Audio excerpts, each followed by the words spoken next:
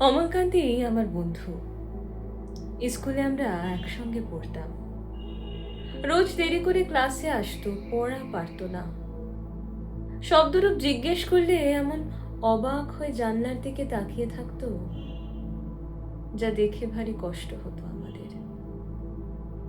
আমরা কেউ মাস্টার হতে চেয়েছিলাম, কেউ ডাক্তার, কেউ উকিল। অমলকান্তি সেসব কিছু হতে চায়নি। সে রোদ্দুর হতে চেয়েছিল।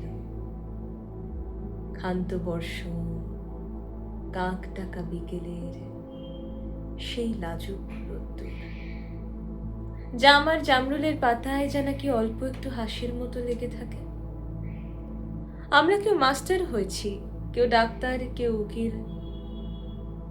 অমলকান্তি রোদ্দুর হতে পারেনি। সে এখন অন্ধকার একটা ছাপাখানায় কাজ করে। মাঝে মাঝে আমার সঙ্গে দেখা করতে আসে, চা খায়, এটা ওটা গল্প করে, তারপর বলে, উঠি তাহলে। আমি ওকে দরজা পর্যন্ত এগিয়ে দিয়ে আসি।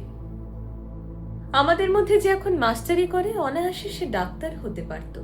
যে ডাক্তার হতে চেয়েছিল, উকিল হলে তার এমন কিছু ক্ষতি হতো না। অথচ সকলেরই ইচ্ছে পূরণ হলো, এক অমলকান্তি ছাড়া। অমলকান্তি রোদ্দুর হতে পারেনি। সেই অমলকান্তি রোদ্দুরের কথা ভাবতে ভাবতে